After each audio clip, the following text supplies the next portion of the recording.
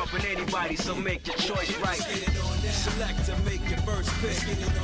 10, 9, 8, 7, 6. Choose and pick the best one. 5, 4, 3, 2, 1. What are those Neanderthals up to? Don't they know I'm busy spoiling myself?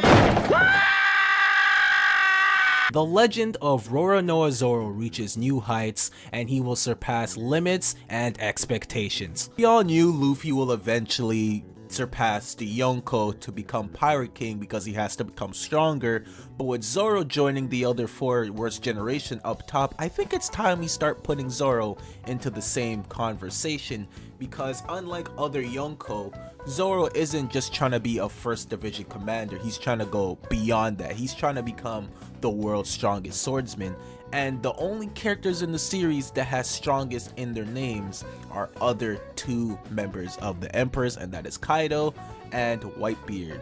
Although it's really hard to really speculate the real strength of Mihawk. Mihawk is definitely one of the world's strongest characters in the series thus far, being better than any sword wielder in the series, and that includes another Emperor Shanks, and that is why Zoro too has to surpass the Yonko as well. You guys know the drill by now. Go grab your snacks, say your vitamins, and eat your prayers, brother. Enjoy the ride, and don't forget to subscribe. I don't want to talk about Law and Kid because I already expect them to enter Emperor territory as they are Luffy's rivals and peers, but I really want to talk about Zoro entering the next level because there is a lot of potential for him there. Like I mentioned earlier, Luffy isn't just trying to become the next emperor, he's trying to become the Pirate King. He's trying to surpass them, and his crew is on the step to becoming one of the greatest pirate crews of all time, and eventually one of the strongest pirate crews by the end of the series. And it's time for Zoro to finally take that next step. We have seen other first division commanders, and they are very, very powerful, like Marco, King, Katakuri, and eventually Ben Beckman.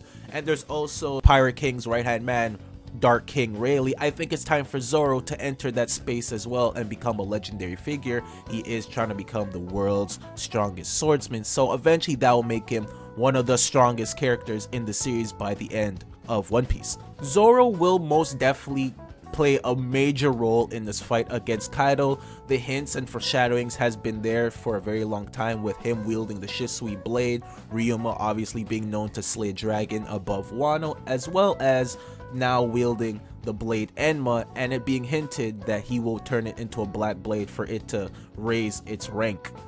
Zoro's sole purpose is to become one of the strongest and the best in his craft, and because his goal is considered one of the strongest characters in the series and the best swordsman in the world, that character is better than any person that wields a blade in the story. Tashigi LOL, Shanks an emperor, Dark King Rayleigh the right hand man of Roger, as well as the 9 red scabbards that were all able to put up a decent fight against Kaido. And not only that, Luffy and Zoro, as well as the other members of the worst generation, have to surpass the older generation, the Yonko, even Kozuki Oden, which of whom Zoro wields one of the blades. And by the end of this arc, Zoro will surpass Oden and do things that he wasn't even able to do, and that's defeating Kaido and achieving a black blade. Zoro might even achieve 2 black blades with a Wado Ichimonji as well as Enma. We do not know the steps of achieving this, but Wado Ichimonji and Enma were crafted by the same swordsman, and Zoro has had the Wado for such a long period of time and has a deeper connection, and it's already been foreshadowed that Zoro should or probably will evolve Enma and raise its rank. Now let's talk about his captain, Monkey D. Luffy, who has already shown his tremendous leap in power and improvements by already laying a strike on Kaido and even setting his head on fire. Luffy wishes to become Pirate King, but the Yonko are in his way, and for him to reach his goal, he has to surpass them and defeat them. Luffy is already considered to be a new emperor, and there are still non-believers, but best believe after this arc, they won't think twice about his position anymore. But Luffy doesn't want to be an emperor, he wants to be better than them. He wants to surpass the older generation. And the situation is quite dire, and they're forced in a situation where they actually have to beat the emperors in front of them, because there is a timer on the clock with Onigashima heading towards the Flower Capital, and is going to drop on the island unless Kaido is defeated or they are stopped. So they are in a position where it's do or die time. But also, just because they defeat the emperors now, or at least one of them, doesn't mean they're out of the story for good. They could be like characters like Crocodile or Doflamingo, where they can appear later on in the story but have lesser roles but another part to play in the story. The emperors stand as obstacles to the newer generation, Luffy, Zoro, Kid, Killer, and all the rest of the worst generation. For them to achieve their goals, the emperors must fall. For Luffy to achieve full freedom in the seas, he has to defeat the emperors because they're having a chokehold into the new world, and not many pirates could do what they want because the emperors are looming over and it's very hard to defeat them with their power.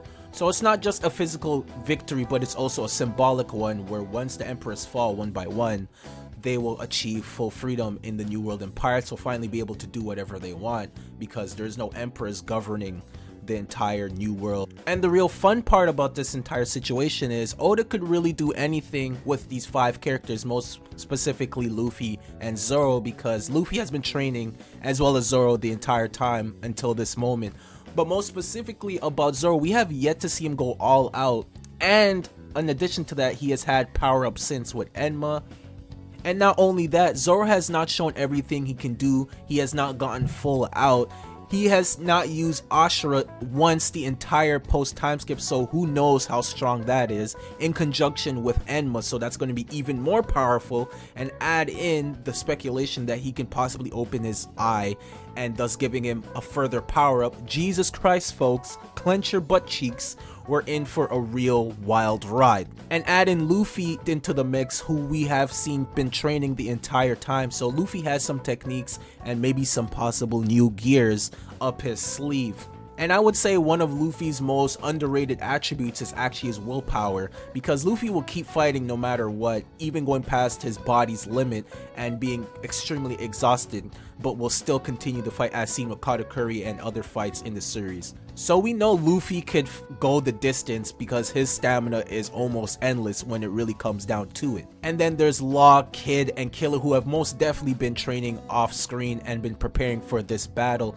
Also, if you throw in other characters into the battle like Yamato, maybe X Drake Hawkins, and Apu, and whoever else could join, then I definitely think they can pull this task off. Now, I think we need to talk about power creep, because a lot of people in the community are kind of worried about that. They don't think Luffy or any of these characters are ready to fight an emperor, let alone 2. But here's the thing, power creep has always been here in the series. There have been times when Luffy has defeated opponents that he probably shouldn't have at the time, i.e. Crocodile. And you can even throw Rob Lucci into the mix. These were characters that beat Luffy senseless and quite easily in their first bout, but by the end, Luffy was able to pull the victory and beat them. Luffy learns from his defeats and his mistakes, thus creating new forms and power-ups and getting stronger based off of that, because he now knows what he's up against.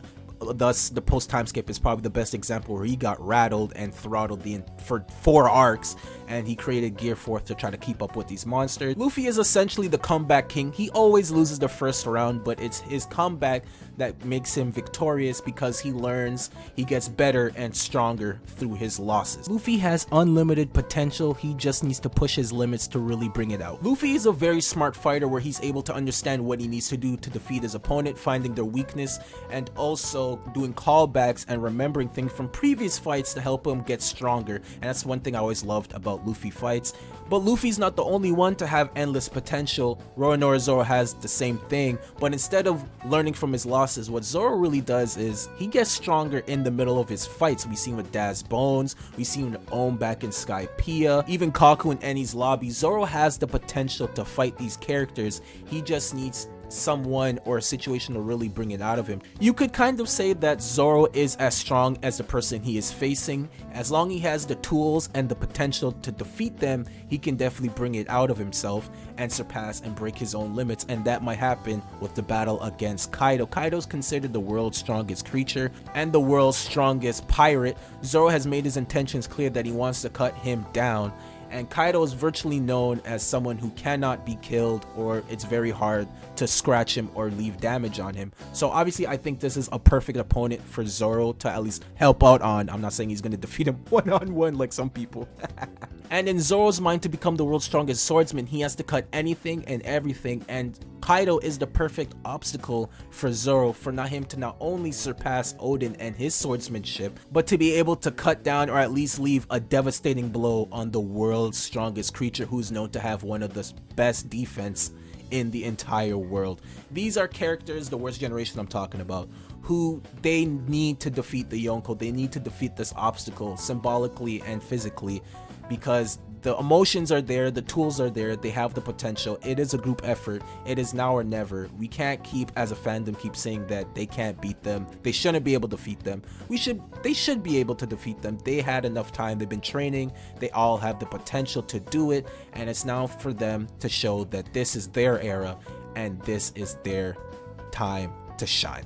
But that's the video, guys. I really want to talk about the worst generation, or well, Luffy and Zoro in particular, and how they need to surpass the Yonko, because it is their time to shine. This is their generation. They will surpass the older generation, and I think it's finally time for them to really step it up to the next level, because their goals is far superior than that of just being an emperor. They want to go beyond. They want to be one of the greatest pirates that have ever lived by the end of the series. We are seeing legends in the making, and it's now or never to really accomplish that, and they cannot accomplish that if the emperors are in. Put down in the comments, I would like to hear what you guys think, if you guys believe that Zoro, Luffy, and the other members of the worst generation can pull it off and defeat the emperors, or at least surpass them, as well as how strong Luffy and Zoro will be by the end of the series.